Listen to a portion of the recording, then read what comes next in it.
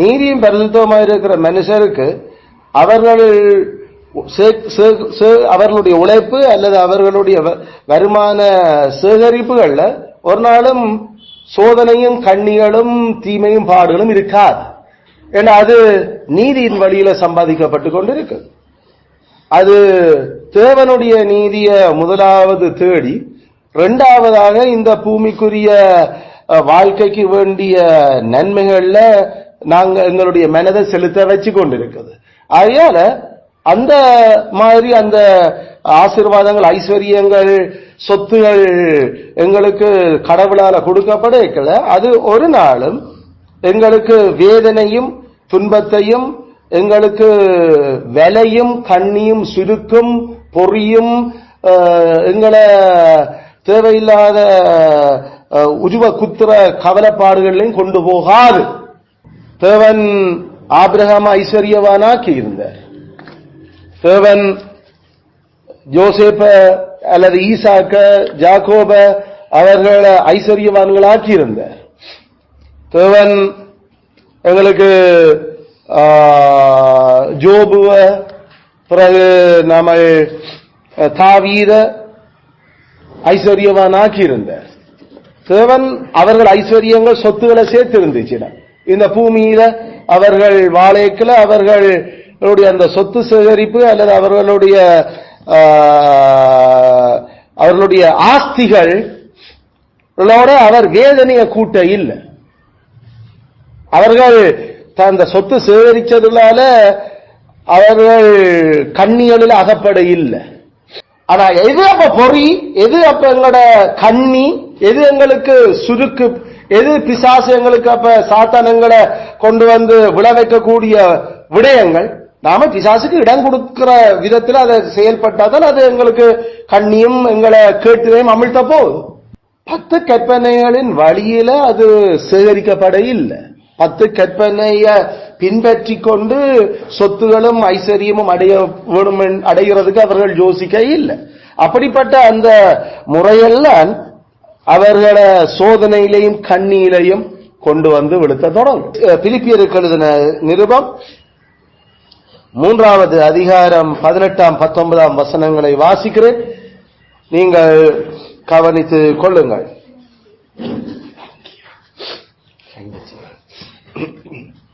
பிலிப்பியர் 3:18-19. ஏனெனில் அநேகர் வேறு விதமாய் நடக்கிறார்கள். அவர்கள் கிறிஸ்துவின் சிலுவைக்கு பகைஞர் என்று உங்களுக்கு அநேகந்தரம் சொன்னேன். எப்பொழுது கண்ணீரோடும் சொல்லுகிறேன். அவர்களுடைய முடிவு அழிவு, அவர்களுடைய தேவன் வயிறு, அவர்களுடைய மகிமை அவர்களுடைய வெட்கமே. அவர்கள் பூமி கடுத்தவைகளை சிந்திக்கிறார்கள் என்பதே கர்த்தருடைய வார்த்தை. கர்த்தர் இந்த வேத வாக்கியங்களை எங்களுக்கு ஆசீர்வதித்து தருவாராக. ஆமேன், ஆமேன். சௌரே, நாங்கள் பூமிக்குரிய மனநிலை அல்லது பூமி கடுத்தவைகளை சிந்தித்தல் என்கின்ற அந்த பாவத்தை குறித்து, அதனுடைய தீமைகளை குறித்து தொடர்ச்சியாக நாங்கள் சிந்தித்து வந்து கொண்டிருக்கிறோம். பூமி கடுத்தவைகளை சிந்தித்தல் அல்லது மண்ணுக்குரிய மனநிலையோடு இருத்தல் எங்களுக்கு முக்கியமான பாவங்களோடு அல்லது தீமைகளோடு சம்பந்தப்பட்டு இருக்கிறது என்பதை நாங்கள் பார்த்த பொழுது, நாங்கள் முதலாவது பாவம், நாங்கள் விக்கிரகாராதனை பாவம் என்று அதை கவனித்திருந்தோம். அல்லது விக்கிரகாராதனையால எங்களுடைய வாழ்க்கையில நாங்கள் அனுபவிக்கக்கூடிய தீமைகளை அது கொண்டிருக்கு. 2வது, அது விபசார பாவத்தோடு அல்லது விபசார பாவம் கொண்டு வருகிற தீமைகளை அது தொடர்பில் இருக்குது. அது விபச்சார பாவம் என்று நாங்கள் அது 2வது பாவத்தை கவனித்திருந்தோம். 3வது, அது தேவனுக்கு விரோதமான பகை அல்ல, அது ஆண்டவருக்கு எங்களை எதிரியா மாத்திர தீமை. அது கடவுளுக்கு எதிரியாக எங்களை மாற்றுறதால கடவுள் எங்களுடைய பகைஞராக மாறினா எப்படிப்பட்ட தீமைகள் நாங்கள் சந்திப்போம் என்பதை வேதம் எங்களுக்கு காட்டுதோ அதுகள் எல்லாத்தையும் நாங்கள் சந்திப்போம் என்று சொல்லி அந்த தீமையை விளங்கி கொண்டோம். 4வது தீமை கிருபையின் சுபாவத்துக்கு மிகவும் எதிரான தீமை அல்லது பாவம் என்று சொல்லி நாங்கள் அதை பார்த்திருந்தோம். ஏண்டா அது கிருபையின் சுபாவத்துக்கு எதிரானது. அடிப்படையில் ஜென்ம சுபாவமான மனுஷர்கள் கிருபையால தேவன் கிருபையின் வேலையை எங்களுக்கு கொண்டு வந்ததை அது வெறுக்க வைக்குது. 2வது எங்களுடைய இருதயங்கள்ல அந்த கிருபை செய்கிற வேலைகள்ல அது முடக்கி போடுது அல்லது அதை வளர்ச்சி அடைய விடுகிறது இல்லை. இதால நாம் அடைகிற தீமைகள் படு பயங்கரமான தீமைகள். அது ஜென்ம சுபாவமான மனுஷர் எப்படியெல்லாம் தீமைகளை அனுபவிப்பினோமோ அல்லது மாம்ச சிந்த உள்ளவர்கள் அந்த தீமைகளை அனுபவிக்கிறத ஒத்த தீமைகள் எங்களோட வாழ்க்கையில அது கொண்டு வருதுன்றது நாங்கள் பார்த்தாங்க. ஆகையால அந்த 4 தீமைகளோடு இன்றைக்கு 5வது தீமை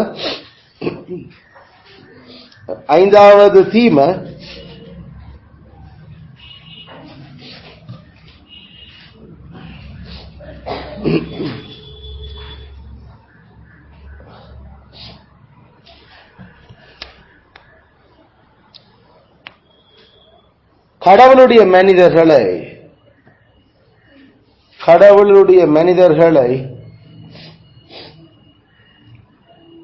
பெரும்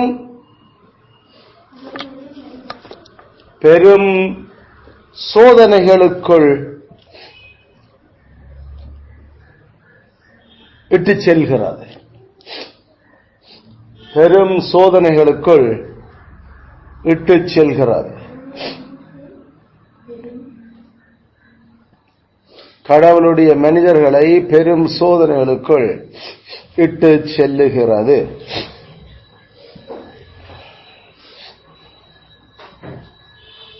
It puts men upon very great temptations. It put men upon very great temptations.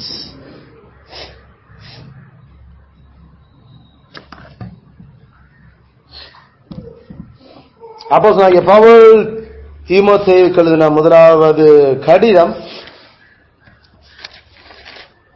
6வது அதிகாரம் 9வது வசனம். 1 தீமோத்தேயு 6:9.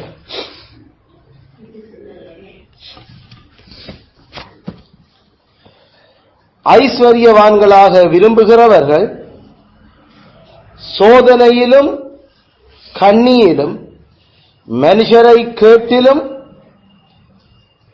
அழிவிலும் அமிழ்த்துகிற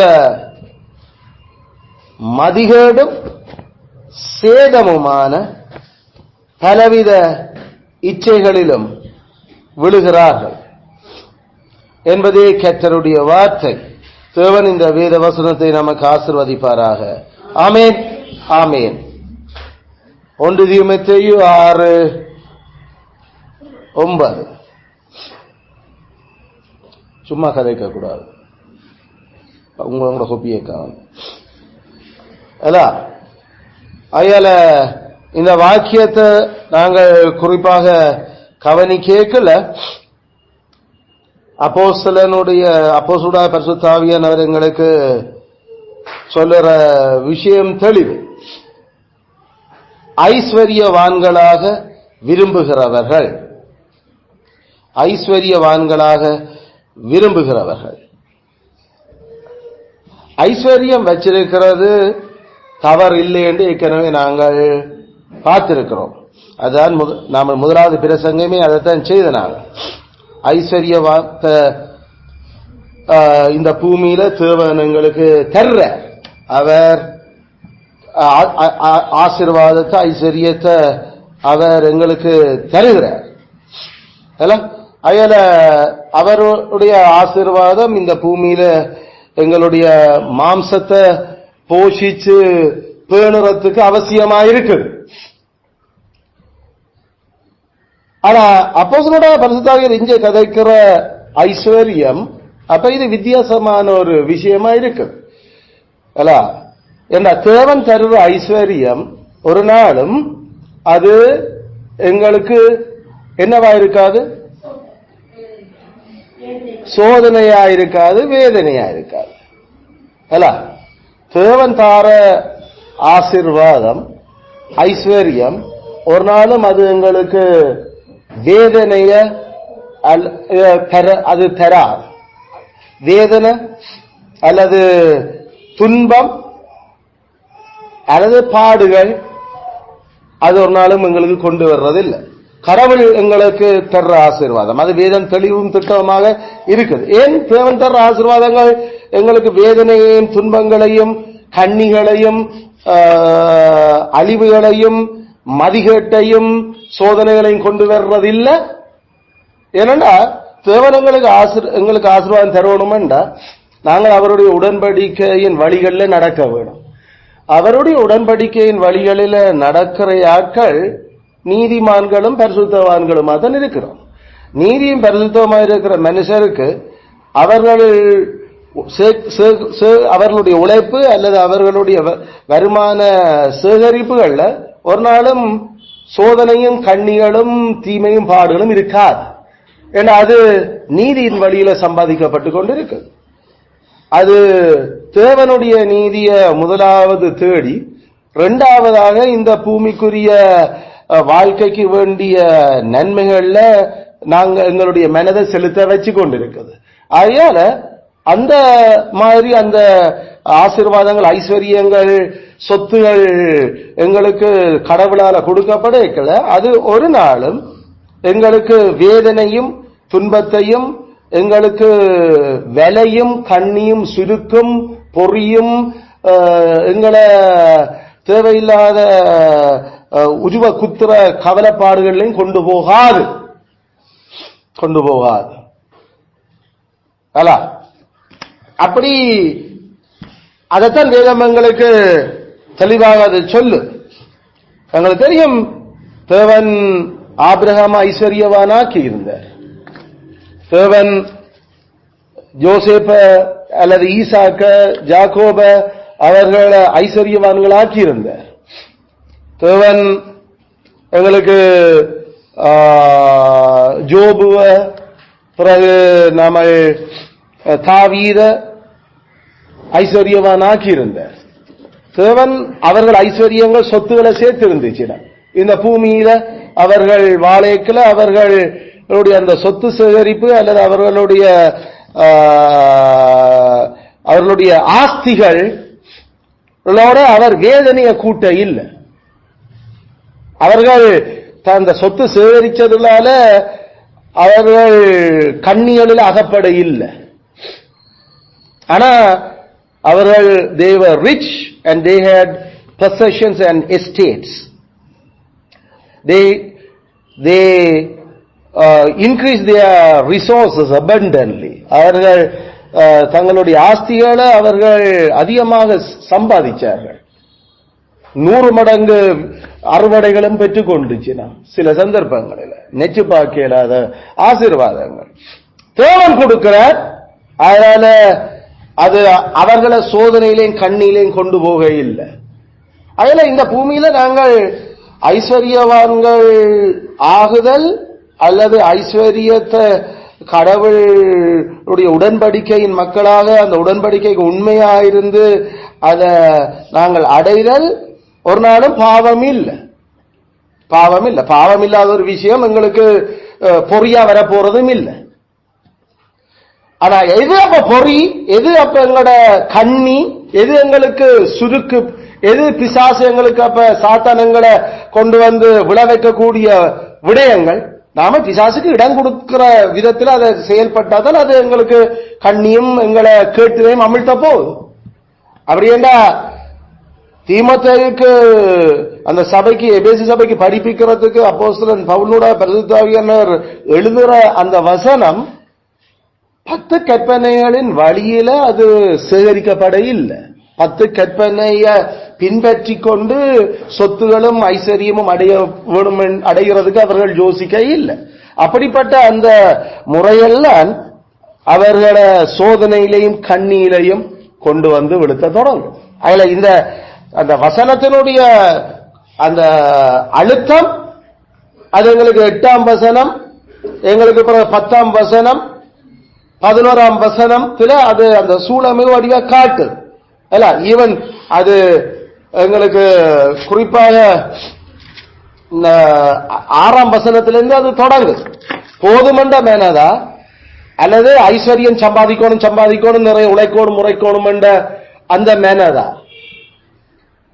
நாம எங்களுடைய இந்த மண்ணுலக பரலோகவாசிகளாகிய எங்களுடைய மண்ணுலக வாழ்க்கையில எங்களுக்கு எங்களுடைய அவசியங்கள் சந்திக்கப்பட்ட காணும் என்ற மெனசா இல்ல எங்களுடைய அவசியங்களுக்கு மிஞ்சி நாங்கள் வச்சிருக்கணும், நாங்கள் கொண்டிருக்கணும் என்று சொல்லுறதால நாங்கள் கடவுளுடைய கற்பனைகளுக்கு முரணாக போய் நாங்கள் சொத்துகளையும் ஆஸ்திகளையும் சம்பாத்தியங்களையும் பெற்றுக் கொள்றதுக்கு முனைகிற முயற்சியா என்றதான் இந்த வார்த்தை எங்களுக்கு பேசுறதுக்கு தொடங்கும்.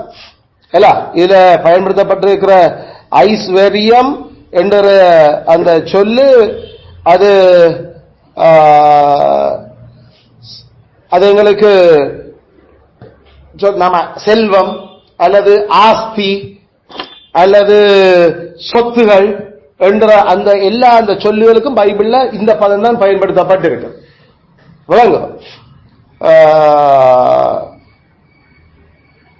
ஈவன் எங்களுக்கு ரட்சிப்புக்குரிய ஆசீர்வாதங்களுக்கும் இந்த சொல்லு தான் பயன்படுத்தப்பட்டிருக்கிறது. இந்த ரட்சிப்புக்குரிய எங்களை ரட்சிக்கிறதுக்கு கடவுள் பயன்படுத்துற ஆசீர்வாதங்களுக்கும் இந்த சொல்லுதான் பயன்படுத்தப்பட்டிருக்கு. அதுல இது ஒரு கூடாத சொல் இல்ல, ஐஸ்வர்யம் என்று சொல்லுறது. தேவன் தம்முடைய உன்னத்தில் இருக்கிற சகல ஐஸ்வர்யங்களாலும் எங்களை ஆசீர்வதிச்சிருக்க அந்த ஆசீர்வாதங்களால உன்னதத்தின் ஆசீர்வாதங்கள் அது உன்னதத்தின் ஐஸ்வர்யங்கள் இந்த சொல்லு தான் அது. அதுல இந்த சொல்லு ஒரு பிழையான சொல் இல்ல. ஆனா அது எங்க பிழைக்க தொடங்குது? தேவனோடு இருக்கிற உடன்படிக்கைக்கு ஒத்து வராம நாங்கள் உழைப்புல சொத்து சேகரிப்புல ஈடுபடைக்கலாம், அங்க பிரச்சனை தான் வாங்குது. எங்களுக்கு 8ஆம் கட்டளை தெளிவாக சொல்லுது. நாங்கள் 8ஆம் கட்டளை தேவைப்படுத்துறது என்ன? நம்முடைய சொத்துகளும் அயலருடைய சொத்துகளும் நேர்மையுடன் சம்பாதிக்கப்பட்டு விருத்தியாக்கப்பட வேண்டும். அயல தேவன் ஒன்னாலும் சொத்துகள் எங்களுடைய மற்றவர்களுடைய நேர்மையோடு சம்பாதிக்கப்பட்டு விருத்தியாக்கப்படுறதுல அவர்னாலும் தடுக்கிறவர் அல்ல. ஆனா கேள்வி நேர்மையோட என்னத்து யாரோட நேர்மை? கடவுளோட நேர்மை, அடுத்தது மனுஷரோட நேர்மை. அப்ப முதலாவது கடவுளோட நேர்மையா அது செய்யப்பட வேண்டும், ரெண்டாவது மனுஷரோட நேர்மையா அது சம்பாதிக்கப்பட வேண்டும். அப்படி அது விருத்தியாக்கப்படுறது ஆண்டவருக்கு ஒரு பிரச்சனையும் இல்லை. ஆண்டவர் அதால வேதனை கூட்டையும் போறதும் இல்லை, வேதனை கூட்டுறது இல்லை.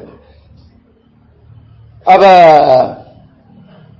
இந்த இடத்துல அப்ப என்ன மாதிரியான விஷயம் அப்ப இங்க தொடங்கி இருக்குது? மண்ணுலக மனநிலையோட சொத்துகள் சேகரிக்கிறதுக்கு உழைக்கிறதுக்கு தொடங்குறதான் இங்க அது பிரச்சனையாக தொடங்க. மண்ணுலக மனநிலையோட சொத்துகள் உழைப்புகள்ல ஈடுபடுதல். அப்ப மண்ணுலக மனநிலை என்ன? அது ஏற்கனவே 8 குறிப்புகளால அதை நாங்கள் விரைவிலக்கணப்படுத்தினோம். மண்ணுலக மனநிலை என்ன?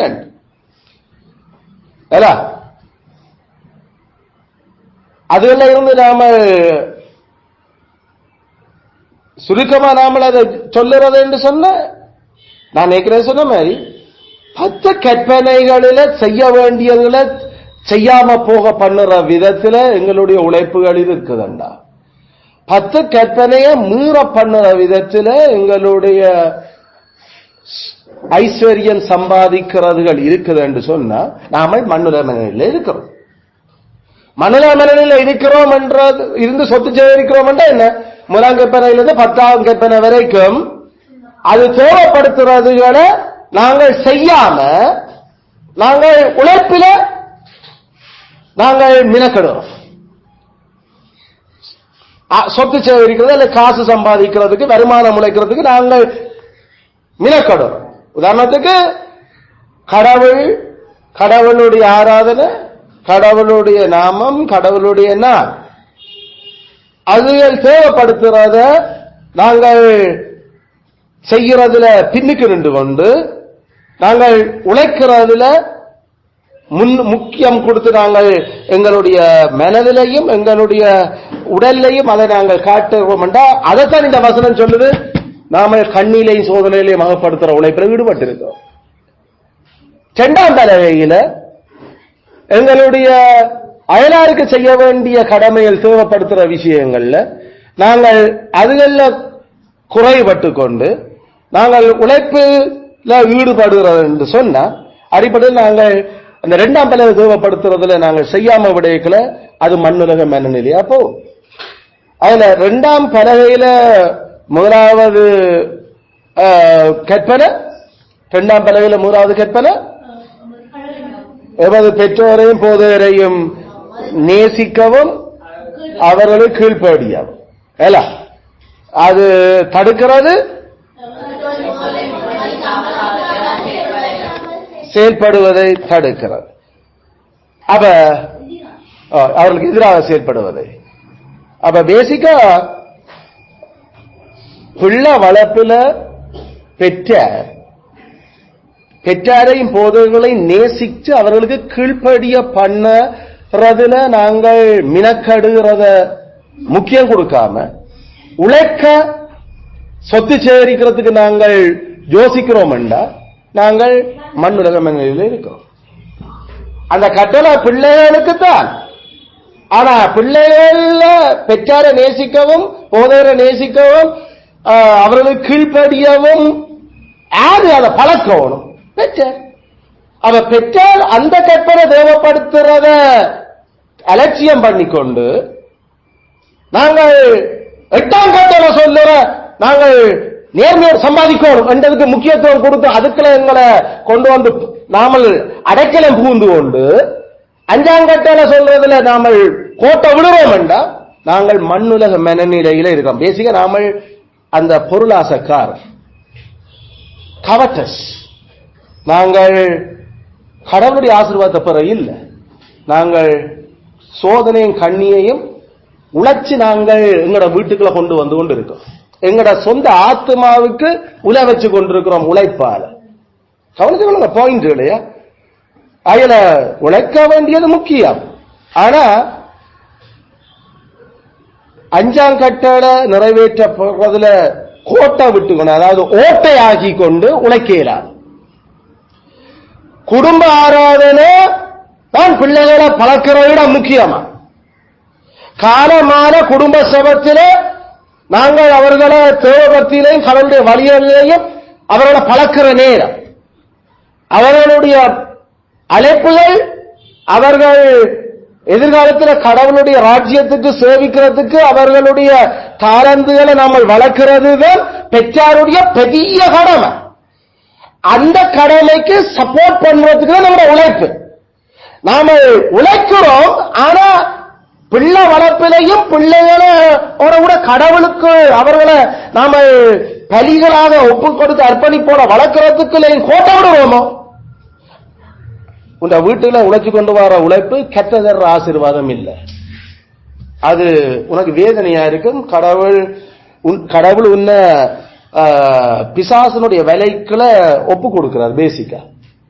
அதால அழிவும் அதால உனக்கு அந்த மதிகேடாகிய சேதமும் ஏற்படுத்திக் கொண்டிருக்கும். அப்ப இதான் அந்த பாயிண்ட்.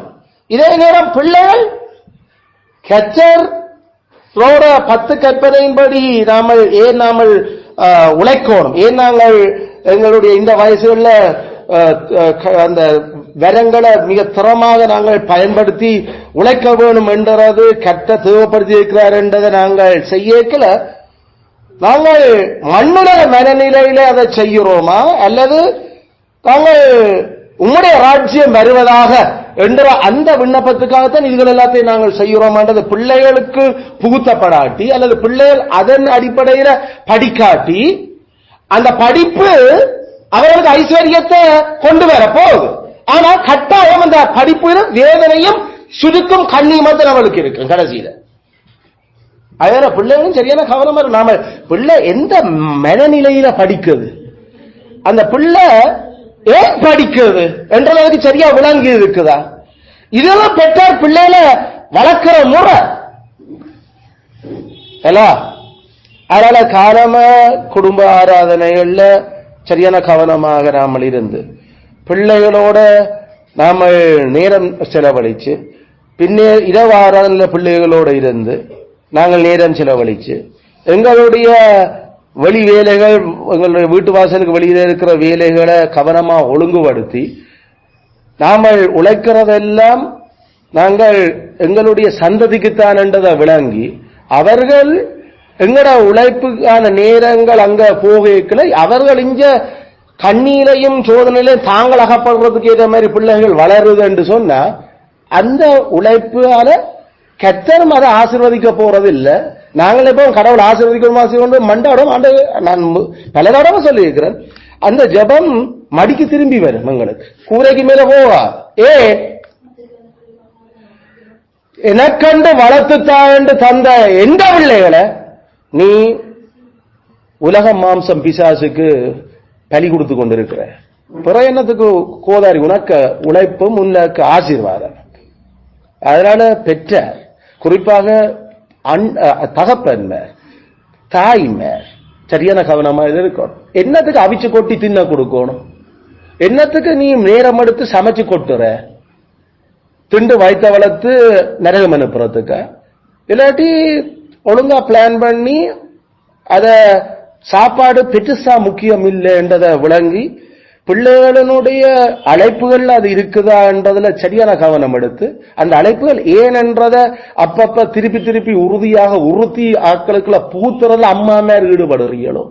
அப்படி இல்லாம நீ சமைச்சு கொடுக்கிற உண்ட சாப்பாடு அதோட உடம்புல ஆசீர்வாதமா ஒட்டுமண்டு நீ நம்புறியோ என்றா நீ சமைக்கிற உண்ட வேலை நீ எழும்பி கஷ்டப்பட்டு அந்த சமைச்சு கொடுக்கிற சாப்பாடுகள் கர்த்தருடைய ஆசீர்வாதத்தை கொண்டு வர இல்லை, அது வேதனையைத்தான் கொடுக்கும் பிள்ளைகளுடைய உடம்புக்கும் உங்களுடைய வாழ்க்கையில. ஏன் நோக்கம் என்ன? அந்த ஆசை சாப்பிடுறதால நாம என்னத்துக்கு சாப்பிடுறோம்? கர்த்தருக்கு மகிமையா இந்த பூமியில வாழ வேண்டும் என்றது. கர்த்தருக்கு மகிமையா வாழ்றதுக்கு அந்த பிள்ளைகள் எப்படி மகிமையா வாழும், அதனுடைய வளர்ப்புகள் அதில் என்ன செய்யுதுன்றதுல நாம கவனம் எடுக்காம அந்த கற்பனை சேவைப்படுத்துறதை நாம செய்யாம நாங்கள் உழைப்போம் என்று நாங்கள் அதிகாலையில் நேரப்பட எழுந்து நாங்கள் சமைக்கிறது விருதா, அதிகாலையில் நேரப்பட எழுந்து நாங்கள் உழைக்கிறது விருதா. ஏன் அதனாலும் எங்களுக்கு ஆசீர்வாதத்தை கொண்டு வர போறதில்லை. அது கெட்டதார ஆசீர்வாதமும் இல்லை, அது மதிகேடான வேலை, ஃபூலிஷ் திங். மொக்கு வேலை செய்கிறோம், மொக்கு வேலை நாம வீட்டுல எங்களோட ஆத்மாவுக்கு எதிராக செய்து கொண்டிருக்கிறோம். அதனால 10 கற்பனை தேவைப்படுத்துறதுகளை செய்ய இயலாம நீ உழைக்கிறீண்டா அது மண்ணுலக மெனனில். 10 கற்பனை தேவைப்படுத்துறது செய்ய மீற பக்கம், அது செய்ய வேண்டிய நன்மைகளை தேவைப்படுத்துற செய்ய இயலாம இருக்குன்னா புறையில உழைப்பது. நீ கொண்டு வர காசு, அதால வேண்ட சாப்பாடு, அதால போடுற உடுப்பு, அதால போடுற நன்மைகள் உன்னை கட்டாயம் சோதனையிலையும் கண்ணிலையும் தான் கொண்டு போகும். நீ சேர்க்கிற சொத்து, பேங்க் அக்கவுண்ட், சேவிங்ஸ் அல்லது இந்த உழைப்புகள் சாலதும் பிரியாசம் விருதான்னு சொல்ல ஐயோ அது வீணா போகும், பிரியோசனம் இல்லை. அப்ப இதைத்தான் இந்த வசனம் எங்களுக்கு சொல்லிக் கொண்டிருக்கு, இதைத்தான் இந்த வசனம் சொல்லு. அதனால நாங்கள் சொல்றோம் மிகுந்த கைரிசனையோட பிள்ளைகளை நடக்கேக்களையும் உட்காரேக்களையும் எழும்பேக்களையும் பிள்ளைகளுக்கு போதிக்கப்பட வேண்டும். பிள்ளைகளோட மினக்கடைக்கல அப்பா அம்மார் கட்டாயம் மினக்கடணும், அம்மா அம்மார் இன்னும் அதிகமா மினக்கடணும். அப்பா அம்மார் மினக்கடணும், அம்மா அம்மார் இன்னும் அதிகமா மினக்கடணும். அதுல ஏன் மினக்கடுறது, எப்படி மினக்கடுறது? உட்காரும் போதும், எழுந்திருக்கும் பொழுதும், படுத்திருக்கும் போதும். அதுல ஒரு நேரம் குறிப்பிட்ட நேரம் நாங்க செய்ப்போம் பண்ணிட்டு அந்த நேரம் வச்சு மினக்கிறது இல்லை, நாங்க கதைக்கிறோம். அதில் அவர்களுடைய குளிப்பு முழுக்கள், சாப்பாட்டு நேரங்கள், அவர்களுடைய படிப்பு நேரங்கள், அவர்களுடைய விளையாட்டு நேரங்கள், அவர்களுக்குரிய அஞ்சாம் கற்பனை தேவைப்படுத்துற அந்த பிள்ளை வளர்ப்புக்கு நாம இந்த சந்ததி ஆசீர்வாதமா இருக்கணும் நினைச்சு நீ உழைக்கிறியோ?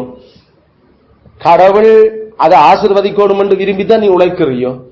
அப்படியேண்டா இந்த உழைப்பு ஒரு நாளும் இந்த கடமை தேவைப்படுத்துறத தடுக்க விடக்கூடாது. அதுக்கு நாம சரியான கவனமா இருந்து பிரியாசத்தை எடுப்போம், பிரியாசப்பட வேணும். அப்படி இல்லையோ நாமளே கண்ணீரை விடுவோம், நம்மள உள்ளே கண்ணீர. அது பொறி, இட்ஸ் ஸ்னேர். அது பொறி நமக்கு தெரியாது எங்க வச்சிருக்குதுன்னு சொல்லி.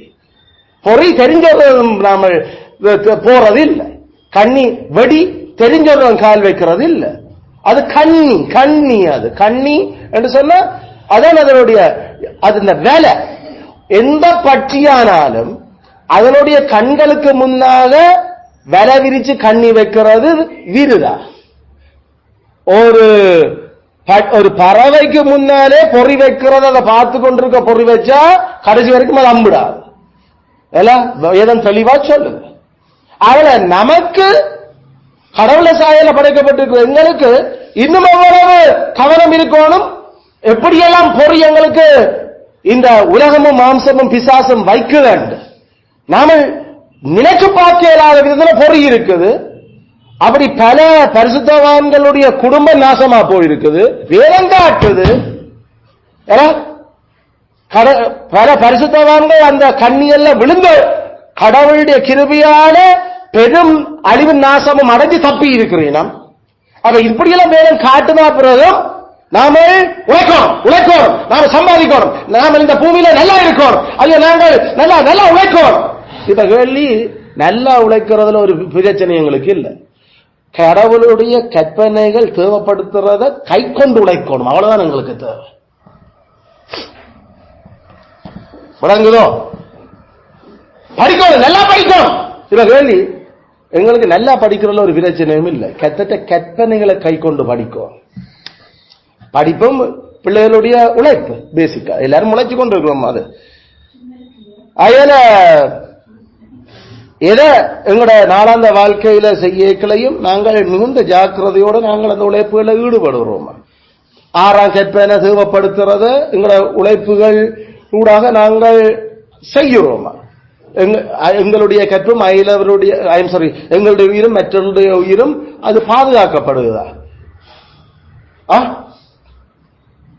கடவுள் தந்திருக்கிற ஏனைய மிருக சீவன்கள், எங்களுக்கு தந்திருக்கிற மிருக சீவன்களுடைய உயிர்கள் நாங்கள் நெபேஷாயா அதுகளையும் நாங்கள் தேவையில்லாம அதுகளை உயிர் ஆபத்துக்களை கொண்டு வரோமா? அதுகளுக்கு சரியான கவனமா நாமல் இருக்கிறோமா? நான் வீட்டை கோழி வளர்க்கிறேன், தாரா வளர்க்கிறேன், ஆடு வளர்க்கிறேன், அதுகளுக்கு மேற்படக்கூடிய உயிராபத்துகளை கவனிச்சு நான் தேவையில்லாம அதுகளை சும்மா சாக விடையாது என்னால. அப்படி நான் சாக விட பண்ணிக்கல. நான் அடிப்படையில கடவுளுடைய படைப்புகளுடைய உயிர்களை நான் கவனினத்தால நான் அநியாயமாக நான் இழக்க வைக்கிறேன். அப்படி இல்லாட்டி உனக்கு கோழியும் தேவையில்லை, ஆடும் தேவையில்லை. வீட்டுல நீ அட்லீஸ்ட் உண்ட உசிரையும் இந்த குடும்பத்துல உசிரையும் காத்து கொண்டு போயிருக்க வேணும். சரியான கவனமாக இருக்கணும். நாம 6ஆம் கற்பனை தேவைப்படுத்துறதுல எவ்வளவு கவனமா நாம இருக்க வேணும். எங்களுக்கு நாங்க படிக்கிறோம், உயிர் ஆபத்தில் ஏற்படக்கூடிய விஷயங்களை, உயிருக்கு ஆபத்தை கொண்டு வரக்கூடிய முறைகளை நாங்க கவனம் படிக்கணும். We have to learn, study. படிக்கணும். அதெல்லாம் கேட்டகிசம். எங்களுக்கு லாஜ கேட்டகிசம் எங்களோட முற்பேக்கள உயிராபத்து எப்படி வரும் படிச்சாத்தானே அதை தவிர்க்கிறதுக்கு. அதுல இப்படி அதுக்கு ஒத்து அதை விளங்கி நாமல் உழைக்கிறோமா? ஐஸ்வர்யமாக சம்பாதிக்கிறோமா? ஆபிரகாம் அது சாகட்டும் நாம உழைப்போம் என்று ஒரு நாள் முளைச்சிருக்க மாட்டா. கடவுள் வானத்தையும் பூமியையும் படைச்ச உன்னதமான கடவுள் எனக்கு தர்ற ஆசீர்வாதங்கள் நாம் கவனமா பாதுகாக்கும்.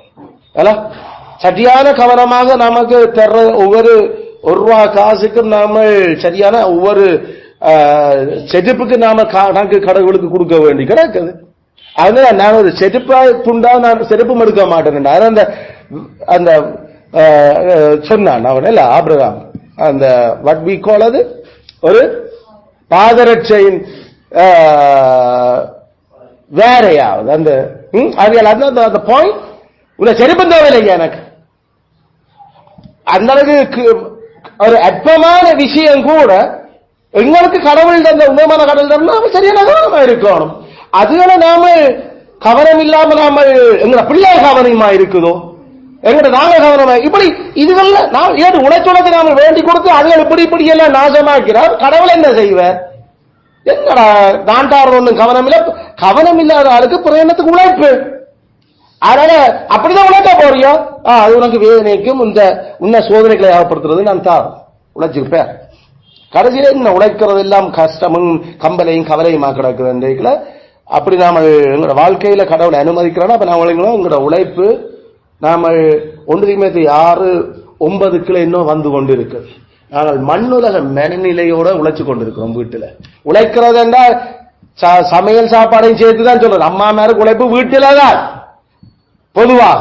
அதுல அவர்களுடைய உழைப்பும் என்ன கை பிசகா போகுது சரி வருது இல்லைன்னா அங்க மண்ணுல மனநிலையில அந்த விஷயங்கள ஈடுபட்டு கொண்டிருக்குது உழைப்புகள். சரியான கவனம் வராமல் இருக்க வேணும் இந்த காரியம். அதுல இப்ப இந்த சோதனையும் கண்ணியம் டெம்டேஷன்ஸ் அண்ட் ஸ்னேர்ஸ் அப்ப நமக்கு சோதனைக்குட்படாதபடிக்கு எங்க காத்துக்கொள்ளும் செபம் பண்ணுறோம். கர்த்தருடைய ஜெபத்தில் அது ஒரு விண்ணப்பம். ஆனா நம்ம உழைப்பாலே நாம நம்ம சோதனைக்குள்ள கொண்டு போறோம். எப்படி இருக்குது? கரமண்டல ஜெபம் நாளாந்தம் ஜபிக்கிறோம் சோதனைக்கு உட்படுத்தியாமல். ஆனா நாம நம்மளோட உழைப்பாலே நம்மள சோதனைக்குள்ள கொண்டு வரோம். எங்கட உழைப்பு 10 கற்பனையின்படி இருக்கணும்னா ஒரு நாள் நாம சோதனைக்குள்ள போறது இல்லை. நாம உழைக்க போய்க்கல உழைக்க வலிக்கல நாம நாளாந்தம் உழைக்கிற எங்கட தொழிலுக்கு போய்க்கல தொழில இருக்கேக்கல எந்த சூழ்நிலையிலையும் 10 கற்பனை தான் எங்களோட மண்டைக்குள்ள எங்கட ஆண்டு கொண்டு இருக்குன்னா நாம லேசில சோதனைக்குள்ள நாம போறதில்லை. கடவுள் தேவையில்லாம எங்களை சோதனை ஏன்னா நாமளானே நல்லா படிச்சு கொண்டு அதுகள்ல தெளிவா இருக்கிறோம். அப்படித்தான் சோதனைய கத்தரங்களுக்கு சோதனையை கொண்டு வந்தா அது ஒரு நாளும் எங்களை அவர் என்னத்துக்காக சோதிக்கிறவர் அல்ல.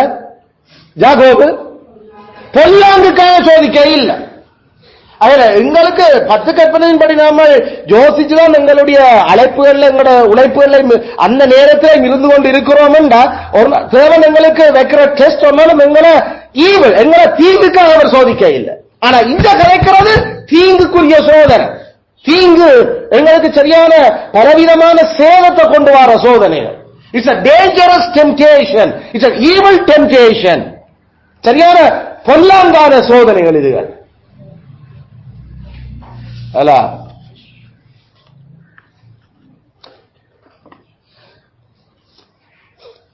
அதில் நாங்கள் கவனமாக இந்த விஷயத்தை இருக்க வேண்டும். மண்ணுலக மனநிலையில் இருக்கிற யாக்கள்லாம் தங்களுடைய பலவிதமான சோதனைகள்ல இதுக்குள்ள அகப்படுறீங்க. ஈவன் யாக்கோபு சொல்லிகளை நாமல் படிச்ச நாங்கள் எங்கட இச்சைகளாலதான் இழுக்கப்பட்டு சிக்குண்டு சோதிக்கப்படுறோம். எங்கட ஆசை நியாயமான ஆசை இது 10 கற்பனையின்படி ஆசைப்படுறோம்.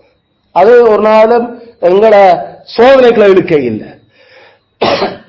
10 கற்பனை தேவைப்படுத்துறதுக்கு ஒத்து வராம ஆசைப்பட்டு 10 கற்பனை தடுக்கிறதுல ஆசைப்பட்டா நாங்கள் தன்னியல்விலே நாங்கள் சோதனைகளை எங்களை கொண்டு போய் கொண்டிருக்கிறோம். இழுக்கம் சிக்குண்டு போயிடும்.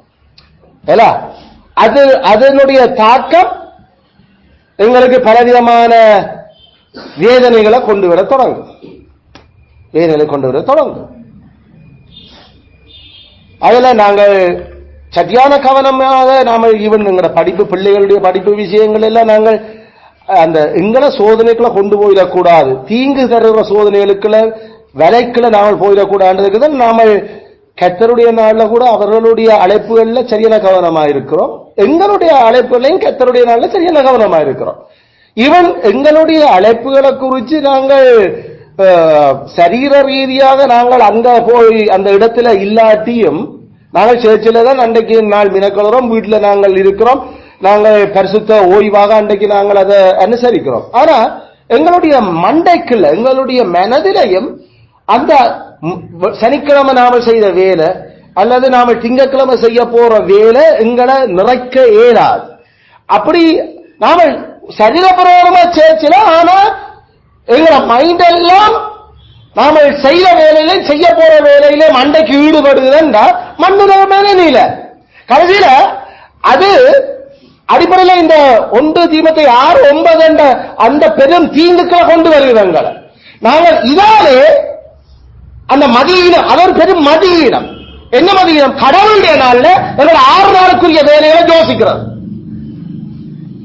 கடவுளுடைய நாள்ல கடவுளை பற்றியும் கடவுளுடைய வழிகளை பற்றியும் கடவுளுடைய ராஜ்யத்தை பற்றியும் கடவுள் எங்களுடைய ஆத்மாவில் எங்களுடைய குடும்பத்தில் அவர் உருவாக்குற குமாரனுடைய சாயலை பற்றி யோசிக்கிறதுக்கு நாங்கள் 100% ஒப்பு கொடுக்காம நாங்கள் மிகவும் அவசரமான மிகவும் இரக்கத்துக்குரிய ஒரு வேலையாக அந்த வேலையை தவிர நாங்கள் 6 நாள் வேலைகளை அண்டைக்கு தூக்கி பிடிச்சி கதைச்சு நாங்கள் அதை குறித்து கதைக்க அதில் எங்களோட மனசு லாய்ச்சி போய் இருக்குதுன்னா நாங்கள் ஐஸ்வர்யவான்களாக வேணும் என்று விரும்புகிறோம். ஐஸ்வர்யவானாக வேணும் என்று விரும்புறது அந்த விரும்புறது என்ற சொல்லு அது மனசினுடைய செயல். It's a work of mind. I like, I wish, I want. அந்த விரும்புதல் அது எங்களோட உணர்வு பாசங்களோட சம்பந்தப்பட்ட ஒரு செயல். அதோட மனநில பேசிக்கா மனசும் கருதியில செயல்ல வெளியில வரப்போகுது.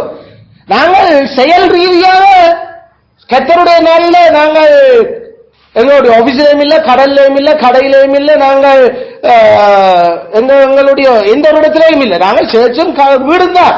ஆனா எங்களோட மைண்ட் அந்த வேலைகளை யோசிச்சு அதுகளில் ஈடுபடுகிறது என்று சொன்ன ஐஸ்வர்யவான்களாக வேணும் என்று விரும்புகிறவர்கள் அவர்கள். அதான் அதனுடைய அர்த்தம். ஏன்னா கர்த்தருடைய நாள் தேவைப்படுத்துறது என்ன? கர்த்தருடைய நாள் தேவைப்படுத்துறது என்ன? கடவுளுடைய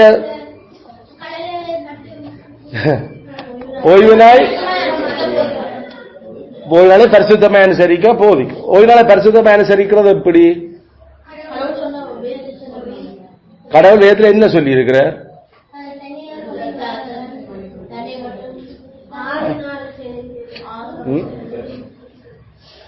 ஏசாயா என்ன சொல்லுது?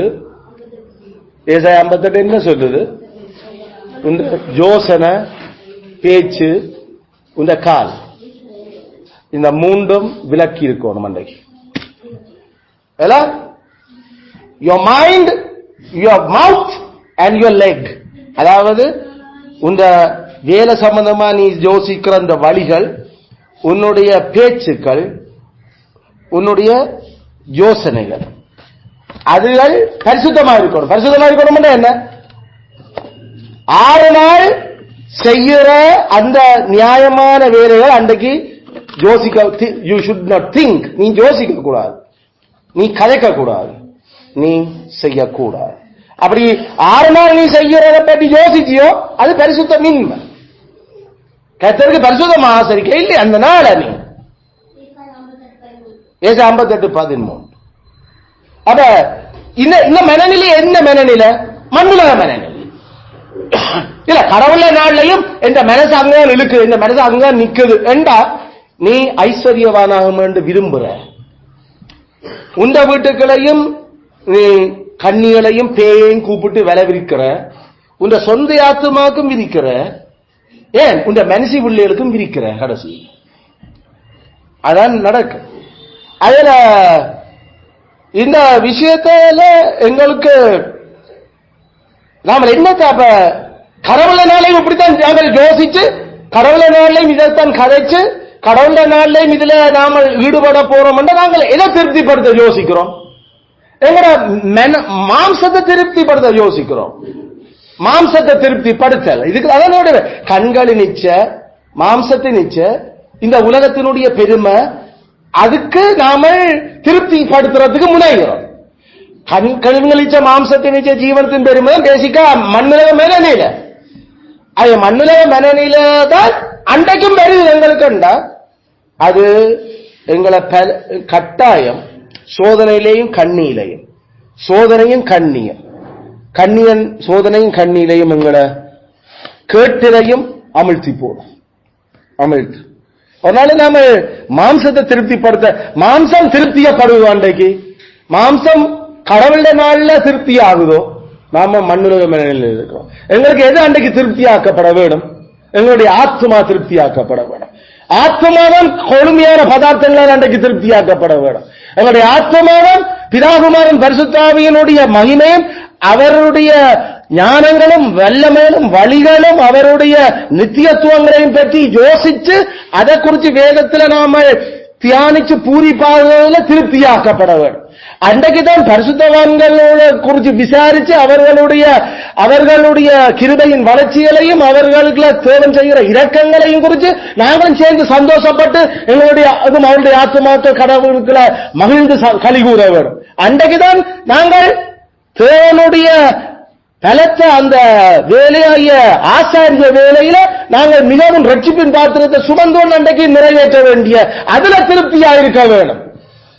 அன்றைக்கு நாங்கள் தின்னுறதுலையும் எங்கட வயிற்றுக்கும் நாங்கள் திருப்தி கொடுக்கறதுல நாம யோசிக்கிறது இல்லை.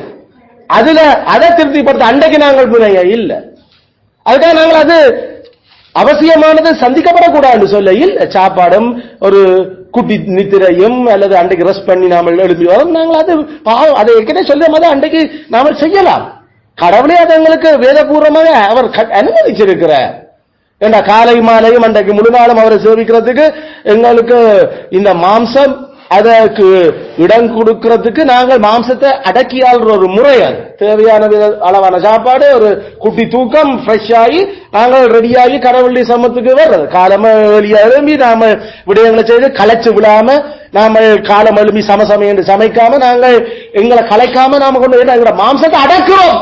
மாம்சம் திருப்திப்படுத்துறதுக்கு அன்னைக்கு எங்களுக்கு நோக்கம் இல்லை. அன்னைக்கு நாம ஏற்கனவே பல தடவை சொல்லியிருக்கிறோம், சாப்பாட்டுக்காக அன்றைக்கு உழைக்க வேண்டாம்.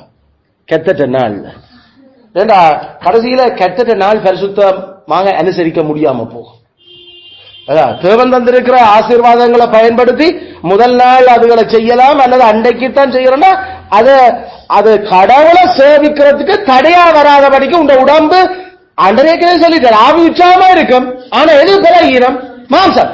இது தெரிஞ்சா பிறகும் மாம்சத்தை பலகீனப்படுத்தக்கூடிய வேலைகள் அன்றைக்கு ஈடுபட்டு நாம கடவுளை பகிரங்கமா தொழுது கொள்றதுக்கும் எங்களுக்கு உடம்ப கஷ்டப்படுத்தி அலுப்பாக்கி போட்டு இங்க வந்துலண்டா ஆண்டவர் எதை அழிய பண்ணுவார்? கடைசியில எங்கட மாம்சத்தை அழிய பண்ணுவார். எங்கட வயிற்றுல அவர் எரிச்சலையும் புண்ணையும் கொட்டுவார். எங்கட வாய பெருக்கைகளால நிரப்புவார். ஏன் கடைசியில கடவுள நாளையும் அவரோட மினக்கட்டு அவற்ற மக்களோட சேர்ந்து அவரை பற்றி அவற்ற வழிகளை பற்றி ஆராய்ஞ்சு அவற்ற வசனங்களை எடுத்து பயன்படுத்தி அதை ஒப்பிட்டு அதுல இருந்து சத்தியங்களை அதுல ஒளியூட்டங்களை பற்றி கதைக்கிறத விட்டு போட்டு நாங்கள் எந்த ஒரு ரட்சிப்பின் சந்தோஷம் இல்லாம பேசாம வந்து போறது. கடவுள் அந்த நாள் பரிசுத்தமாக ஆசரிக்கப்பட இல்லை அடிப்படையில். அப்ப எதுக்கு நாம எதுல கொடுத்து நாம கலைச்சிருக்கிறோமோ அந்த இடங்களுக்கு கடவுள் சாத்தான்ட்டு ஒப்பு கொடுப்பார். அவன் கண்ணி வைப்பான். பக்கா கண்ணி வடிகள் வைக்க தெரியும் நமக்கு எப்படி அந்த விஷயங்கள். அது எங்களை அழிவுல அமிழ்த்துது, கேட்டுல அமிழ்த்து. இதுக்கு பேர ஐஸ்வர்யவான்களாக வேணும் என்று விரும்புகிறவர்கள். நாங்க உலகத்தாக்களை பற்றி கதைக்க இல்ல. உலகத்தவனுக்கு இதான் யோசனை. இது நாங்கள் சபையில இருக்கிற ஆக்களை பற்றி கதைக்கிறோம். ஏற்கனவே ரட்சிக்கப்பட்டிருக்கோம் சொல்ற ஆக்களுக்கு கதைச்சு கொண்டிருக்கிறார். வசனம் அவர்களின் கான்டெக்ஸ்ட். அதனால நாங்கள் லேசில மற்றவன் மாதிரி பேராசப்பட்டு கொண்டு திரிகிற ஆக்கள் இல்ல. இது பேராசப்படாம என்னடா ஐஸ்வர்யவான்களாக வேணும் என்று விரும்புகிறோம். இதான் அந்த விருப்பம். பத்துக்கேற்பன தேவைப்படுத்துறதை நிறைவேற்றுறதுல நாம குறைஞ்சு போறோம். எதுல கூடி இருக்குது? உழைப்பில கூடி இருக்கு, சொத்து செய்வது.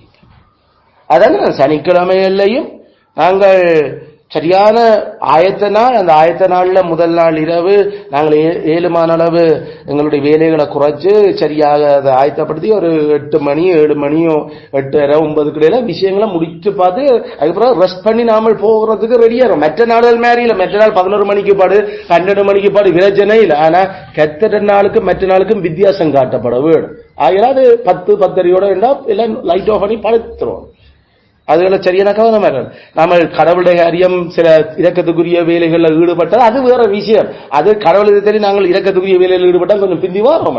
நாங்கள் எங்களால நாளாந்தம் செய்யப்படுற வேலைகளும் அன்றைக்கு செய்யப்படாமல் நல்லா பிந்தி நாமல் செய்கிறோம்னா அங்க என்ன எங்களோட மாம்சம் அது பிழையினப்படும். அடுத்த நாள் காலம் இருந்து அலுப்பாக்கும். கடவுளுடைய இடத்துல வந்து நித்திர கொள்ளுவோம் அல்லது மைண்ட் கான்சென்ட்ரேட் பண்ண இயலாது. கடைசியில வாய்ப்பாடும் ஆவி அங்க ஒன்றும் செய்யாது. கடைசியில போலி ஆராதனை கடவுளுக்கு குடும்பத்து கொண்டிருக்கும். இது எதால வருகிறது?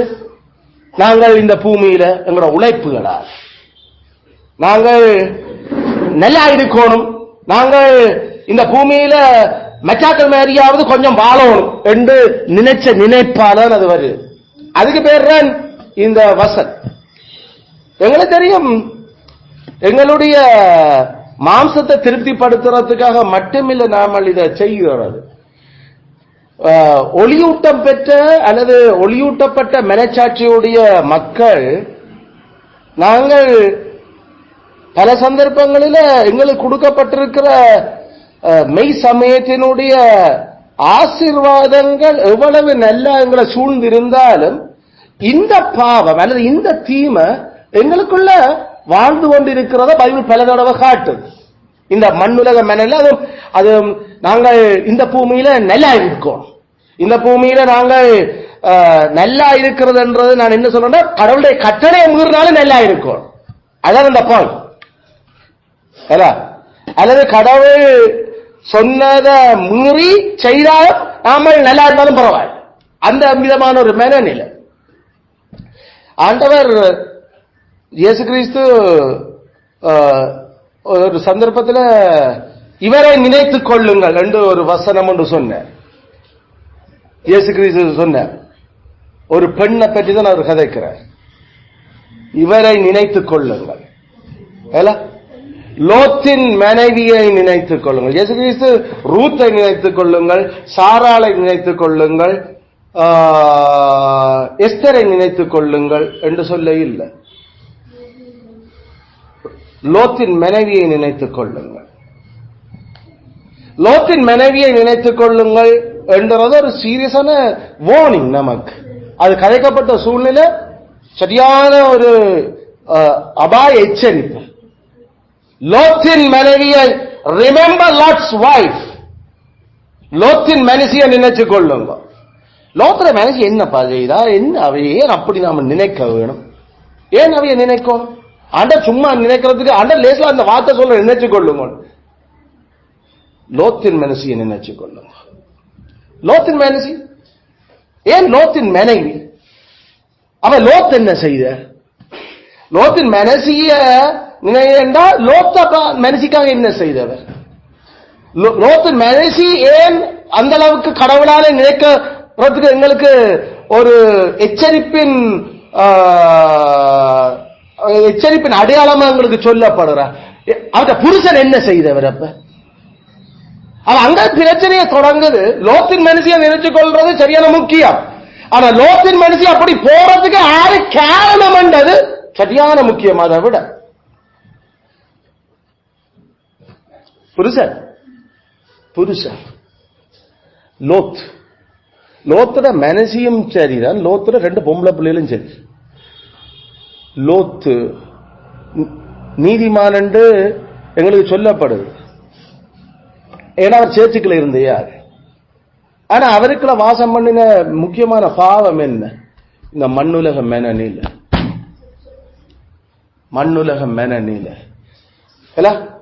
ஏவாளுக்கு ஒரு பிரச்சனை நடக்குதுண்டா அது யாரு அதுக்கு பொறுப்பு? அதான் பொறுப்பு. ஐயோ உங்களுடைய மனமும் கெடுக்கப்படுமோன்னு நான் பயந்திருக்கிறேன் என்று பவுலப்போஸ்தலன் கதை கேட்கல ஏவாளை குறிச்சு தான் சொல்லுறேன். சர்ப்பம் வஞ்சித்தது போல. இப்ப சர்ப்பம் வஞ்சிக்கிறதுக்கு யாரு விட்டது? மனுஷன், அவையிட மனுஷன். அவனை இவரையே நினைச்சு கொள்ளுங்க என்ற ஒரு வசனம் வருகிறண்டா அப்ப அவனுக்கு பொறுப்பா இருந்தவன் எவ்வளவு கவனமா நாம யோசிக்க வேணும் என்றது அது இன்னும் உச்சக்கட்ட ஆர்கியூமெண்ட். அது லோத்தாலதான் மனசியும் அவற்ற பிள்ளைகளும் நாசமானது. லோத்து ஒழுங்கா மனசிய நடத்த இல்லை, லோத்து ஒழுங்கா பிள்ளைகளை வளர்க்க இல்லை. லோத்துல இருந்த பெரும்பாவம் என்ன? மண்ணுலக மனநிலை. லோத்தினுடைய அடிப்படை பிரச்சனையே மண்ணுலக மனநிலை. நீதிமான் சேர்ச்சுக்கிறது கடைசியில அவர் தப்பிச்சார், மற்ற நாசம். இப்ப லோத்துட மனசிய நினைச்சு கொள்ளுங்க. என்னத்தை நினைக்கணும்? லோத்துட மனசி எப்படிப்பட்ட ஒரு நீதிமான மனசியா வாழ்ந்தவர். ஏன்னா அவன் நீதிமான். அப்ப நீதிமானுடைய மனசியா வாழுறது ஒரு நாளும் அவனுடைய ஆத்மா பரலோகத்துக்கு ரட்சிக்கப்படும் கேரண்டி இல்லை.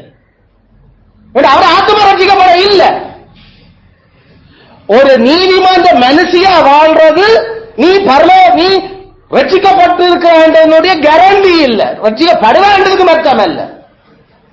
அல்லது லோத்து ஆபிரகாமோட வரைக்குள்ள ஏற்கனவே அவன் பரிவாரங்கள், அவன் ஆடு மாடுகள், அவன் வேலைக்காரர் எல்லாரையும் கூட்டிக் கொண்டு வந்தவர். அவ மனுஷியும் அங்க வந்தது. அவ மனுஷி வரைக்குள்ள அங்க ஆறு ஆயிக்கம் பேசபாவுக்கும் இல்லையா அந்த பலிப்பீடம் கட்டி கட்டி பலி செலுத்தி கொண்டிருந்தது யாரு? ஆபிரகாம்.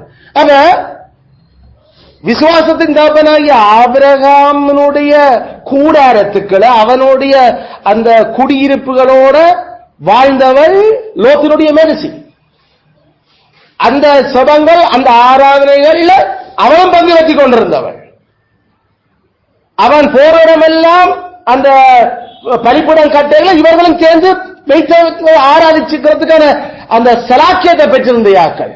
அதனால ஒரு மெய் கிறிஸ்தவ போதகரோட அல்லது மெய் கிறிஸ்தவ தேவபக்தியான கடவுள் பயம் நிறைஞ்ச ரட்சிக்கப்பட்ட ஆசாரியனுடைய அந்த ஆராதனைகள்ல பங்கு பெற்றுறது நீ ரட்சிக்கப்பட வேண்டியதுக்கான கேரண்டி இல்லை.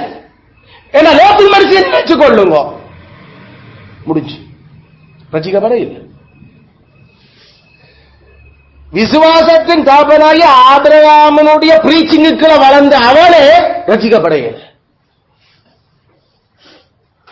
அதுல தேவபக்தியான மிகவும் திறமான கடவுள் பயன் நிறைஞ்ச மிகவும் விலாவரிய ஆழமா வேதவசனத்தை வியாக்கியானம் பண்ணுற அந்த பாக்கியத்தை பெற்ற இரவாத்த பணிக்குள்ள நாமல் இருந்து அதை கேட்கிறது ஒரு நாள் நீ ரட்சிக்கப்பட வேண்டியதுக்கான கேரண்டி இல்லை. ஏன்னா லோத்தின் மனுஷியை நினைச்சு கொள்ளுங்க, அவள் அப்படித்தான் இருந்தவள். இதெல்லாம் என்ன, ஏன் இப்படி கடைசியில் நாசமானது? புருஷனுக்குள்ள இருந்த உழைக்கணும், நல்லா இருக்கணும் இந்த பூமியில, புருஷனுக்குள்ள இருந்த அந்த ஆசை அது அப்படியே கொடுத்தான் பஞ்சாதி பிள்ளைகளுக்கு. உனக்குள்ள என்ன இருக்குதோ நீ கடைசியில எல்லாரையும் சேர்த்து நரகம் அனுப்புறதுக்கு யோசிக்கிற. அவரும் எல்லாம் உண்டாண்டிய கடைசியில நாசம். அவற்ற பேரும் லோத்த நாம பெருசா பிரசங்கங்கள் எல்லாம் கதைக்கிறது இல்லை. எப்பயும் கச்சா நெகட்டிவா தான் லோத்த கதைக்கிறோம். அங்க பரிசுத்தாவில அவன் ஒரு நீதிமான் ஒரு வசனம் பேதுரு சொல்லிட்டார்படியெல்லாம் பேசாம இருக்கிறோம். இல்லாட்டி அவற்ற முழு வாழ்க்கையை பார்த்தா ஒரு ஊத்தவாளி தான். அவரை ஒரு எக்ஸாம்பிள், ஒரு திறமான எக்ஸாம்பிள் எடுத்து நாம கதைக்கிறதே இல்லை இன்றைக்கு வரைக்கும். அந்த ஒரு வார்த்தையும் தான் பயப்படுறோம், அவன் நீதிமான். சரி, ஆனா இப்படிப்பட்ட ஒரு நீதிமான இருந்துடக்கூடாது என்று நாம யோசிக்கிறோம். சிம்சோனை பற்றி கதை கேட்கல, அவன் தேவனால பயன்படுத்த மனுஷன், அவன் விசுவாச வீரர் பட்டியல இருக்கிறான் ஒரே காரணத்துக்காக அடக்கி வாசிக்கிறோம். ஆனா அவற்றை வாழ்க்கை ஃபுல்லா எங்களுக்கு ஆண்டர் காட்டுறது ஊத்தவாளித்தனத்தை. அப்படி ஒரு நீதிமானம் இருந்துடக்கூடாதுன்னு நாங்கள் விரும்புறோம். விளங்குதோ? அயல நீதிமான் காட்டினபடியால உடனே பேரையும் வச்சுக்கொண்டு அப்படி வாழ்றதுக்கு நாங்கள் ரெடி இல்லை.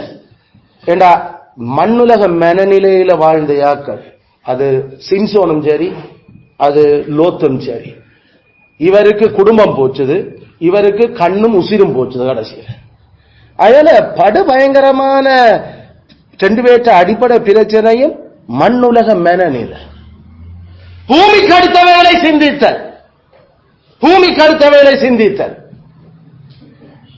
இவர் லோத்து செய்த வேலைதான் மனசில அது ஏற்கனவே பத்தி பிடிச்சிருந்திருக்கு.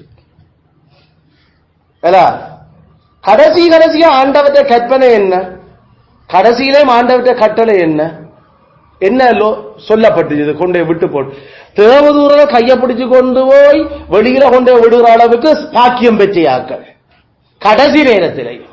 ஆனா அப்பையும் சொன்ன கட்டளை என்ன? திரும்பி பார்க்காத, திரும்பி பார்க்காத, இதான் கட்டளை. ஆனா யாரு திரும்பி பார்த்தது? லோத்துட மேனசி. ஏன் அவ திரும்பி பார்க்க வேண்டி வந்தது?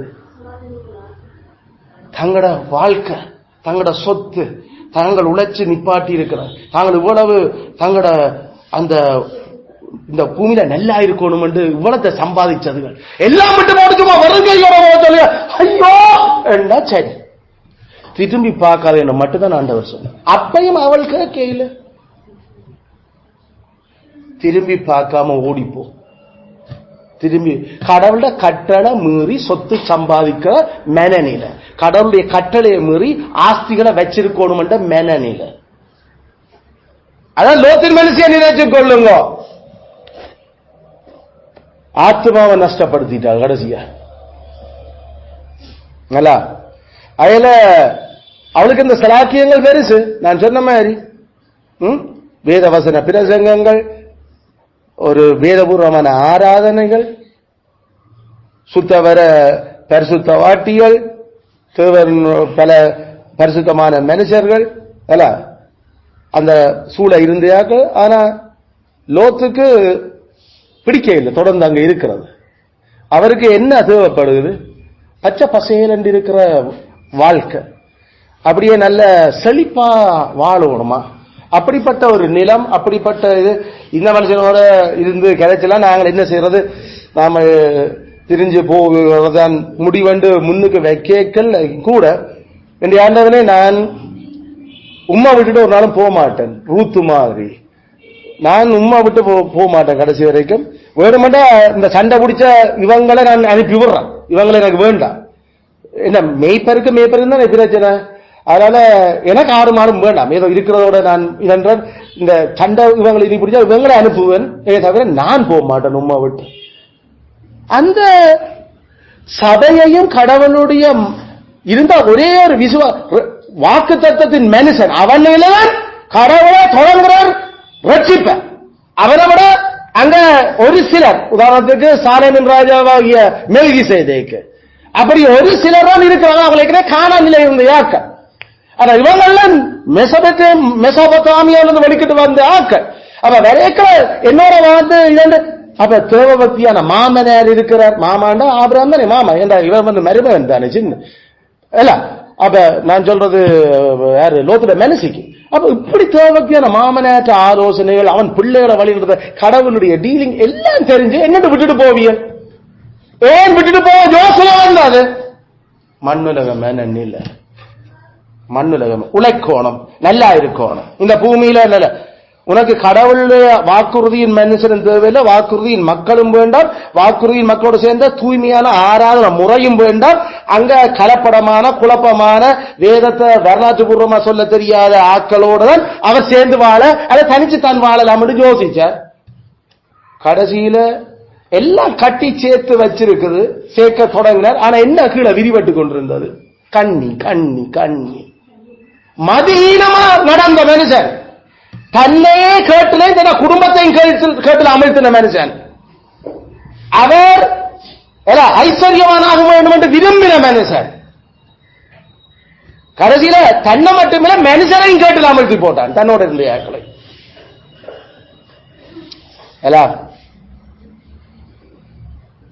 அதுல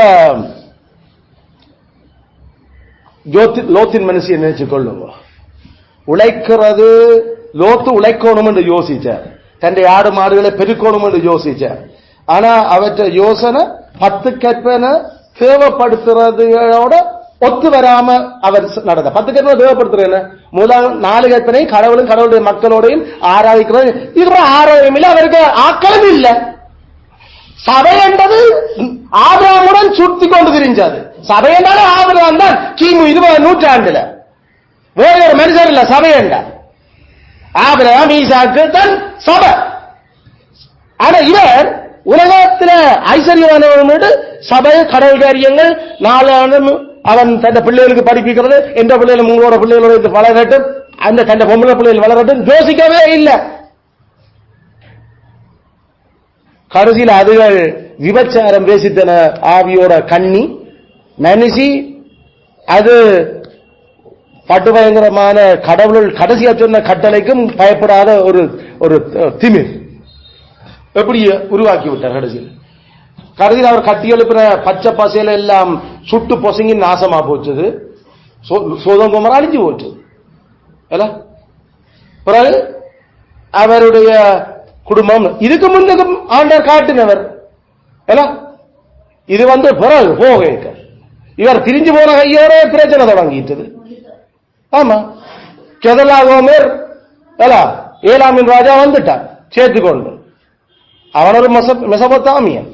அப்ப அவன் அடிபட இங்கால சித்தி பள்ளத்தாக்குல அடிபட வந்தா சோதம் குமரா இருந்த ஜனங்களையும் எல்லாரையும் பிடிச்சு விட போயிட்டு, அப்ப பச்சை பசேரண்டு நாடி போன அவருக்கு தன்னைத்தானே சோதனையிலையும் கேட்டிலையும் கண்ணிலையும் அகப்படுத்திக் கொண்டிருந்த அப்பவே சுதாரிச்சிருக்கோம். இங்க இருந்தா எனக்கு பிரச்சனை.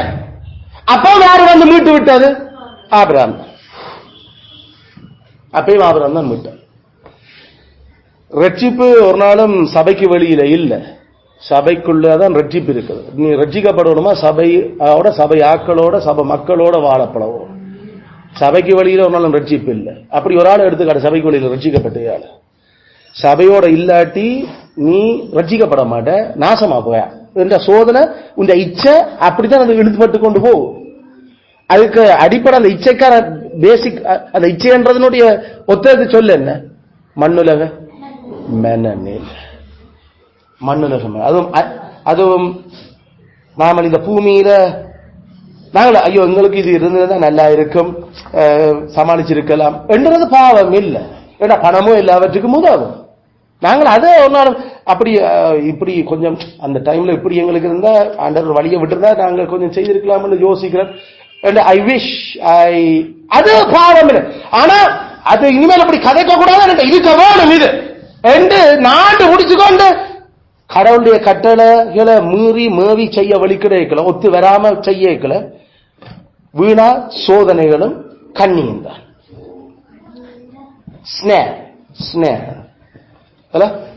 பொறி பொறி பொறி எலி எலி வச்சு பொறி பிடிக்கிறது, விலை விரிக்கிறது, சுடுக்குகள். கேயாசி யாரோட இருந்தவர்? எலிசா தீர்க்கதரிசியோட. அவருக்கு சேவகம், அவரோட அங்க இருந்து செய்கிற பிரசங்கங்கள், அங்க இருந்து வர்ற மக்களுடைய ஆலோசனைகள், அவர்களோட ஒரு தேவபக்தியான பெற்ற தீர்க்கதரிசியோட அவருக்கு வேலையாளா பணிவிடையாளா அவற்றை வீட்டுல ரூம் போட்டு வாழ்ந்து கொண்டிருந்த ஒரு மனுஷன். ஆனா அந்த சிறப்புரிமையில் அவளை இருந்தும் அந்த மனுஷன் தன்னை ஆத்மா காத்துக்கொள்ளக்கூடியதா இருந்ததோ இந்த மண்ணுலக மனநிலையில இருந்து. ஏன் இல்லை? நாம அந்த சொத்துக்கு அந்த ஆஸ்திக்கு விருப்பம். ஏன் எலிசா அது வேண்டாம் என்று சொல்றாருன்றது கூட இவருக்கு விளங்க இல்லை. ஏன் ஆண்டவனே வேண்டாம் என்று சொல்றது கேட்கணும் என்ற யோசனையும் இல்லை. அவனே வேண்டாம் என்றுட்டான். அது நமக்கு என்னத்துக்கு தேவையில்லாம ஐயோ தீக்கரிசியே வேண்டாம், ஆசாரியனே வேண்டாம், அப்புறம் நமக்கு என்னத்துக்கு விடுறது இல்லை. தங்கஜுவன் மண்ணுலக மேனில அதுல பாயிண்ட் நாம எப்படிப்பட்ட திறம் போதகர்களுடைய சபையில அல்ல அவருடைய இரவாத்த பணி கீழே கேட்கிறோம் வாழுறோம் என்றது நாங்கள் ரட்சிக்கப்பட முடியும் என்றதுக்கான கேரண்டி இல்லை. அதுதான் சொல்ல வர. அது ரட்சிக்கல கேயாசிய கடைசியில குஷ்டரோகமும் சமூகத்தை விட்டு ஓடி போனது. பிறகு தேவன் கிருபையால அதை தண்டிச்சு அவரை பிறகு சேர்த்திருக்க முடியும். பிறகு நாம வாசிக்கிறோம். ஆனா வீணான மதிகேடு, வீணான அழிவு, வீணான சோதனையில விழுகிறது. சோதனை வேண்டாம் வேண்டாம் என்று நாம சொல்லிக்கொண்டு சோதனையில விழுகிறது. முதன்மையான மெயினான விஷயமே மண்ணுலகம் என நிலை. மண்ணுலகம் என நிலை கேயாசி. யூதாஸ் வாழ்ந்து 3.5 வருஷம் படிச்சு இருந்து இது எல்லாம் இயேசு கிறிஸ்துவோட. ஆனா அவனுக்கு இன்னும் எதுல இருந்த ஆசை போகல, மண்ணுலக மேனில ஐஸ்வர்யவான் ஆகணும் என்ற விருப்பம், மண்ணுலக மேனஸ், காசு, உழைப்பு. அவரே நம்மளுக்கு இருக்கிற ஐயா அவரோட தான் காணும் பிரயணத்துக்கு. அவரோட வாழும், அவர் போடுறதை சாப்பிடுவோம், நாளாந்தம் அவர் தாரதை சாப்பிடுவோம், அவற்ற வழியில நாம போய்கொண்டு போவோம். இதுக்கு நிச்சயம் ஆசைப்படுவார். 2 யோசனை இல்ல. 30 வெள்ளி காசு அவர் பேரம் பேசுறாரு. பேரம் கடைசியில இயேசுவோடு அவன் இருந்து படிச்சு சாப்பிட்டு நித்திர கொண்டு கூட இருந்து ட்ரெயின் பண்ணப்பட்டது அவனை ரட்சிக்க. இயேசுவோட இருந்தவனே ரட்சிக்கப்படையலாம போச்சு. எது அப்படி ஆக்கினது? மண்ணுலக மெனநில. ஏன்னா மண்ணுலக மெனநில நீ இயேசுவோட இருந்தாலும் உன்னை ரட்சிக்க விடாது. நீ திறமான தீர்க்கதரிசி போதர்களுடைய சகவாசம் வச்சிருந்தாலும் உன்னை ரட்சிக்க விடாது. தேமா ஆற்ற சுவிசேஷ ஊழியங்களில் பவுலப்போஸ்தலனுடைய சுவிசேஷ ஊழியங்கள் அவரும் ஒரு கம்பேனியன், அவரோட சேர்ந்து போனையாள் பெரும் ஊழியத்தில் பங்கு வச்சின மனுஷன். ஆனா பவுலோட இருந்ததால அவன் ரட்சிக்கப்பட இல்லை.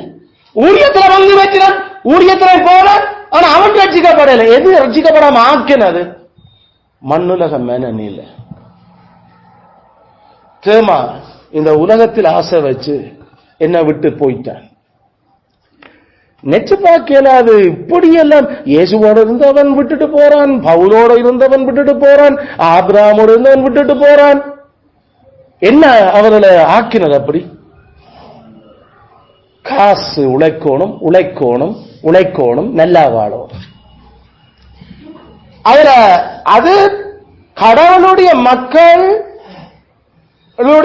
அந்த ஆவி அவளுக்கு இல்ல. ஆபிரகாம் நீ அங்க இல்ல, நீங்க வரணும், அங்கல போற ஆபத்துல இல்ல. நான் இதுல அரவாசியோட இருந்து இஞ்சால் எடுக்கிற அந்த பச்சை பசேலும் அந்த காஞ்ச பூமியிலும் அரவாசி எனக்கு, உனக்கு அந்த அரவாசி 2 பேரும் சமனா பிரிச்சு கொள்ளும். நமக்கு நீ சூஸ் பண்ண என்ன விடு. என்ன அழைச்சவர் உண்மை உள்ளவராக இருக்கிறார். அவர் மரண வரையும் என்னையும் என்ற குடும்பத்தை நடத்துவார். ஆனா அவரையும் அவற்ற வழிகளையும் விட்டு நான் ஒரு நாளும் புரிய மாட்டேன். இதுதான் 10 கற்பனை. எனக்கு அவர் வந்த வெளிப்படுத்தல், எனக்கு அவர் வந்த ஒளியூட்டம், எனக்கு அவர் வந்த மனச்சாட்சியின் உயிர்ப்பிப்பு, வேத வசனத்தினுடைய தெளிவுகள் எந்த சந்ததிக்கு கடந்து போடுங்க. அதை வச்சுக்கொண்டு நான் இந்த பூமியில வாழ்றதுக்கு உழைப்பேன். தேவன் அதை பெரிய செய்யட்டும். இல்லாட்டி எந்த தேவை என்ன? இந்த பூமியில அவற்ற ராஜ்யம் கட்டப்பட வேணும், வருவ வேணும். அதுக்கு தான் கொஞ்ச காலம் நாங்கள் வாழ்ந்து கொண்டிருக்கிறோம். அது அடுத்த சந்தைக்கு சரியா கருத்து போடும். வேதமும் ஜெபமும் கடவுளோட ஐக்கியமும் பரிசுத்தவான்களோட ஐக்கியமும் நமக்கு நம்மட பிள்ளைகளையும் வளர்க்கப்படாம நாம அதை விட்டு வெளியில உழைப்பும் படிப்பும் ஏனைய விஷயங்களும் அந்த சிந்தனையை நிரப்ப தொடங்குகிறோம். கேட்டும் சட்டியான பிரச்சனைகளையும் கொண்டு போய் கொண்டிருக்க இந்த குடும்பத்தை. கவனம் ஏதா நமக்கு கடவுளுடைய கட்டளை மீறாம எப்படி பாடுபடுறதுக்கு ரெடி. நாங்களும் இங்கிலீஷ்ல முன்னேறணும், நாங்களும் இதுல முன்னேறணும், பல விஷயம். அதுக்காக நாங்கள் நாங்கள் ஞாயிற்றுக்கிழமை வந்து அப்ப அது வேறு ஒரு நாள் மாற்றி தர முடியுமா? ஓம். அப்ப அது எவ்வளவு தூரம் பிரயாணம் பண்ணி செய்தாலும் நாங்கள் ரெடி.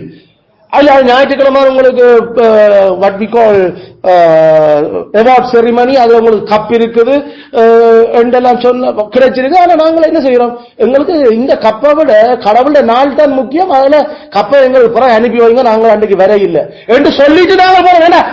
கண்களின் இச்ச ஜீவனத்தின் பெருமை எங்களை ஆள விட இல்லை. நாங்கள் கடவுளுடைய நாளுக்காக நாங்கள் அன்றைக்கு கடவுளுடைய சமூகத்தில் கடவுளுடைய மக்களோட அங்க நிக்கணும். அவ்வளவுதான் எங்களுக்கு தேவை. நாங்கள் எவ்வளவு தேவனுடைய ராஜ்யத்துக்காக எங்களுடைய அந்த உலகத்தின் பெருமைகளை எல்லாத்தையும் நாங்கள் விடுறோம். ஆக்களுக்கு முன்னால போயிருக்கலாம், அவர் ஆனர்ஸ்ல பாஸ் பண்ணிக்கிறார், அவர் வந்து பெரிய ரெசிடேஷன், இது இந்த கப்பல் எல்லாரும் பெரிய ஹைலைட். எங்களுக்கு எங்க பேர் வாசிக்கப்பட்டிருக்க நாங்கள் இல்லை. ஆக்களுக்கு முன்னால எங்களுக்கு கிடைக்க வேண்டிய அந்த மதிப்பு இல்லை. ஆனா கர்த்தருக்கு முன்னால நாங்கள் மதிக்கப்பட்டு கொண்டிருக்கிறோம். அவற்றை பரிசுத்த தூதர்கள் எங்களை மதிச்சு கொண்டிருக்கிறோம். அதுதான் இந்த பூமியில தேவை எங்களுக்கு. அதுக்கு பேர் இதனுடைய ஆப்போசிட் ஐஸ்வர்யவானாக என்று விரும்பல. நாங்கள் கிறிஸ்துவுக்குள்ள ஐஸ்வர்யவான்கள் என்று காணப்பட விரும்புகிறோம். கிறிஸ்துவுக்குள்ள நாங்கள் ஐஸ்வர்யவான்களாக இருக்க விரும்புகிறோம். அவற்றை சத்தியத்தை அவற்றை ராஜ்யத்தில் ஐஸ்வர்யமா இருக்க கிறிஸ்து எங்களை ஆசிரியக்கிற உன்னதத்தின் ஐஸ்வர்யத்தை காட்ட விரும்புகிறோம். அத சரியான நாம கவனமாக இந்த விஷயத்தில் இருக்கணும். இந்த தீமை எங்களை பலவிதமான சோதனைகளையும் கண்ணிகளையும் அகப்படுத்தும். இந்த மண்ணுலக மனநிலை அதுல வேண்டாம். இப்படிப்பட்ட தீமையெல்லாம் கொண்டு வர அந்த மனநிலை நமக்கு வேண்டாம். நாமல் ஆவியால நாங்கள் அவருடைய வசனத்தின்படி எங்களுடைய அறிவு புதிதாக்கப்படுறதால தொடர்ச்சியா மர்வமாகி நாங்கள் இன்னும் எங்களுக்குள்ள லோத்துக்குள்ள தேமாவுக்குள்ள கேயாசிக்குள்ள இருந்திருக்கக்கூடிய இந்த மண்ணுலக மனநில நமக்குள்ளையும் இருக்க முடியும். சரியா கவனமா அதை வேற அறுத்து நாங்கள் தற்காலிகமாக குஷ்டரோகம் பெறுறதோ அல்லது நித்தியமாக நாங்கள் நெருப்பால் அழிஞ்சு போறதோ இல்லாம நாங்கள் காக்கப்பட கிறிஸ்து தொடர்ந்து எங்கள் எல்லாரிலையும் கிருபை செய்வாராக. ஆமென், ஆமென்.